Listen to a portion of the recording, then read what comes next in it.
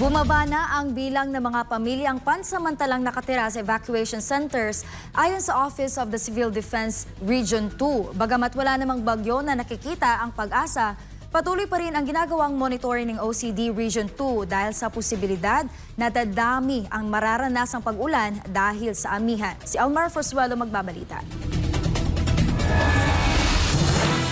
Matapos ang sunod-sunod na bagyo na humagupit sa ilang bahagi ng Pilipinas, sinabi ngayon ng Philippine Atmospheric, Geophysical and Astronomical Services Administration o PAGASA na wala silang nakikitang low pressure area o LPA sa loob at labas ng bansa ngayong linggo. Unti-unti na ring bumabalik sa kanilang mga tahanan ang mga residente na inilikas bunsod ng masungit na panahon. Sa panayam ng SMNI News kay Mia Carbonel, Information Officer ng Office of Civil Defense or OCD Region 2, as of November 20, araw ng Miyerkules, bumaba na ang bilang ng mga pamilyang pansamantalang sumilong sa evacuation centers.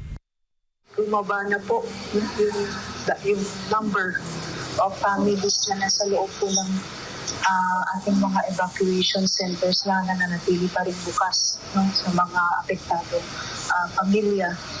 Gawa nga po nito, bahagyang bumaba na po ang level ng tubig sa ating Cagayan River at kung saan karamihan na po ng mga pamilya ay bumabalik na sa kanilang tirahan. Sa kabila nito, pinapayuhan pa rin ng OCD Region 2 ang mga residente sa Cagayan na mag-ingat dahil hindi pa bumabalik sa normal ang level ng tubig sa ilog at lubog pa rin sa tubig baha ang ilang komunidad.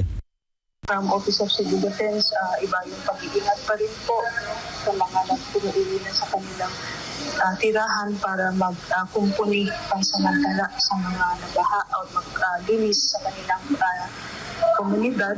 Iba yung pag-iingat pa rin po. Gawa mo po ng medyo mataas pa ang level ng tubig baha. Sa ngayon ay patuloy pa rin na sinusuong ng rescuers ang mga lugar na binaha sa bayan ng Enrile, Cagayan para makapaghatid ng tulong sa mga residenteng apektado ng malawakang pagbaha sa probinsya. Kaugnay nito, nakaranas pa rin ng pagbaha ang Zone 1 Barangay San Antonio sa Lalo, Cagayan dahil sa pagtaas ng level ng tubig sa ilog. Samantala, nito lang kamakailan ay inanunsyo din ng PAGASA na opisyal lang nagsimula ang Northeast Monsoon o amihan na maghahatid ng northeasterly winds at pagbaba ng temperatura sa buong Pilipinas. Dahil dito, mataas ang tsansang mabuo ang La Nina o mas maraming mga pag-ulan, kaya patuloy pa rin ang ginagawang monitoring ng OCD Region 2 sa panahon, lalo pat hindi pa nakakabangon sa pananalasa ng bagyo ang kanilang lugar.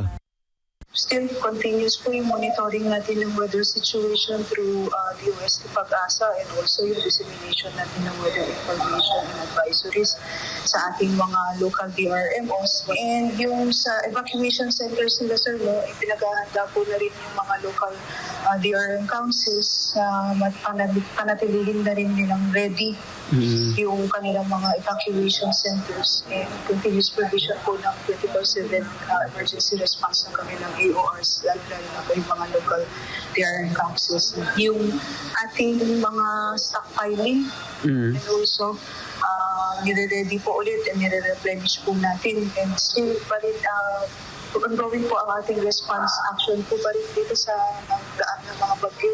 Para sa Diyos sa Pilipinas, kung mahal, Almar Forzuelo, SMNI News.